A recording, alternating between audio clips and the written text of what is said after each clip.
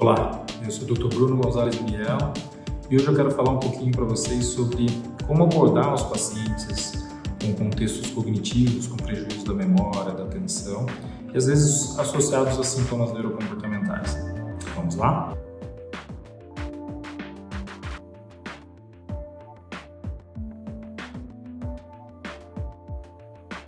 Os sintomas cognitivos e comportamentais, eles são muito comuns no dia a dia das avaliações neurológicas. Independente do cenário em que nós, neurologistas, vamos estar inseridos, seja ele intra-hospitalar, ambulatorial, consultório ou em alguns eventos esporádicos como as visitas domiciliares, somos nós, os neurologistas, que acabamos avaliando esses pacientes e conduzindo os casos. E hoje eu queria falar um pouquinho para vocês, deixar registrado nesse vídeo, a forma como a cabeça pensante do neurologista trabalha frente a pacientes com esses sintomas. Então, para a gente abordar esse paciente, não existe pressa, tá? Para que a mágica aconteça, o atendimento neurológico, ele tem que ser mais detalhado, mais pormenorizado, mais minucioso, mais delicado, romântico, enfim, entre outros adjetivos. Tudo se inicia com uma boa história clínica, tá? Então, dentro dessa história clínica, dentro do atendimento desse paciente com essa história clínica, é importante a gente entender a idade do início dos sintomas desse paciente.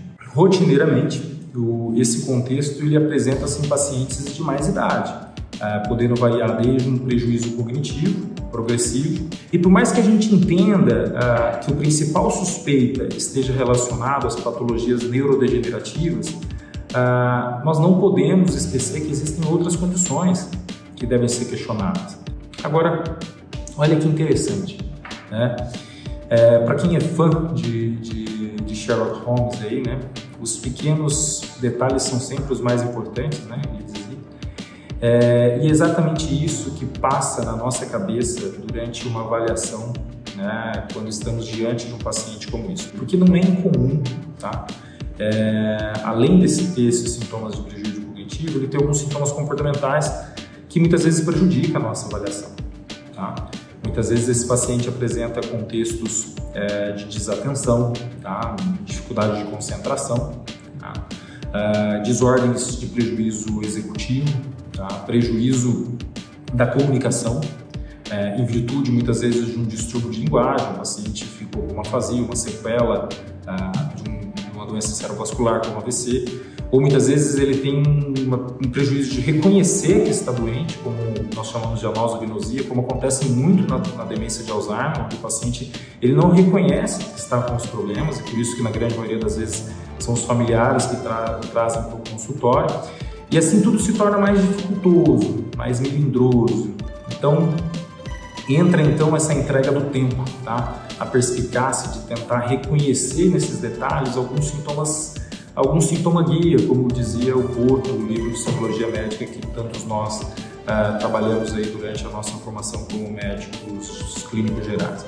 Então, como eu disse, a idade de início dos sintomas, ela é muito importante, tá? Justamente muda o raciocínio neurológico quando os pacientes são mais jovens e apresentam esses contextos de sintomas cognitivos. Então, pacientes mais jovens já é uma outra frente de raciocínio neurológico, pode apresentar outros contextos, como os contextos metabólicos, leucodistrofias, desordens genéticas, desmielinização, infecções cerebrais, tá? E muitas vezes até etiologias inflamatórias. Então, muda um pouco esse raciocínio para a gente partir adiante. O segundo item importante é conhecer a capacidade intelectual desse paciente basal, tá?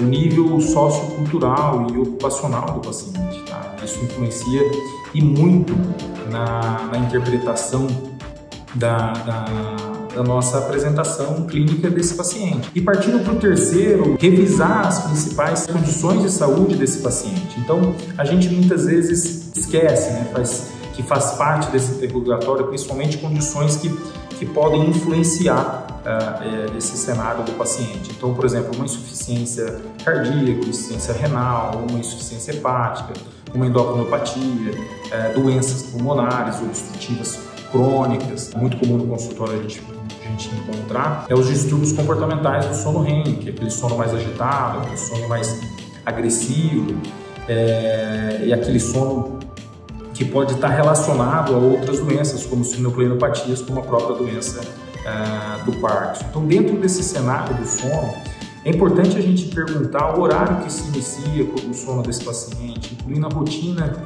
de quanto tempo ele dormiu, a hora que ele deitou, a hora que ele acordou, a latência para iniciar o sono, quanto tempo ele demorou para pegar no sono, despertar, se ele tem despertar no meio da noite, os cochilos que ele faz diurnos e noturnos, para avaliar se tem um sono suficiente, porque pode estar relacionado tanto às parassonias do sono REM quanto às parassonias do sono não REM, e isso prejudicar a atenção do paciente principalmente. Então, se tiver familiares com um quadro semelhante, também é importante a gente questionar, não só em relação ao sono, mas familiares que tiveram essa história de prejuízo cognitivo, a história familiar incluindo a idade de início que alguém teve esses sintomas cognitivos comportamentais, os parentes, de que proximidade que eles são. Então é sempre muito necessário para a gente delinear esse pedigree aí, vamos dizer, dessa apresentação com esses outros familiares.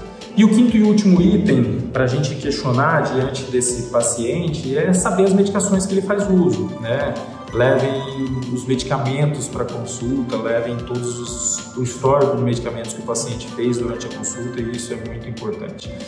Assim, esse atendimento neurológico frente a esses pacientes com prejuízo cognitivo, a gente precisa tomar um certo cuidado de entregar mais tempo, entregar mais detalhe, entregar mais cuidado para esse paciente. E hoje, em virtude dos avanços que a gente tem de neuroimagem, incluindo ressonância magnética, de determinados níveis de software como de Tesla, o PET, tem facilitado muito o entendimento dessa relação cérebro-comportamento, né? Hoje nós temos a ressonância com avaliação volumétrica, muito importante para a avaliação estrutural do cérebro, e até mesmo para esse entendimento da conectividade de regiões cerebrais, tá? Com os tratos córtico-espinhais.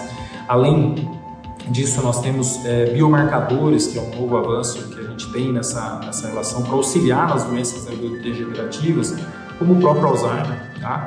No entanto, várias são as limitações para a adesão desses exames, uma vez que a gente tem, primeiro, um alto custo para realizá-los, né, para ser viabilizado a realização, e muitas vezes as diretrizes, os guidelines ainda não estão indicando esse conceito, até porque nós temos um momento de particularmente nós estamos num cenário de transição, né, da literatura, que provavelmente mude isso em breve, haja vista agora a introdução dos novos anticorpos monoclonais para a terapia da doença de Alzheimer, que evidentemente tem melhores resultados, e o trabalho foi delineado para pacientes que têm fases pré-clínicas ou iniciais. Um grande abraço a todos e até breve.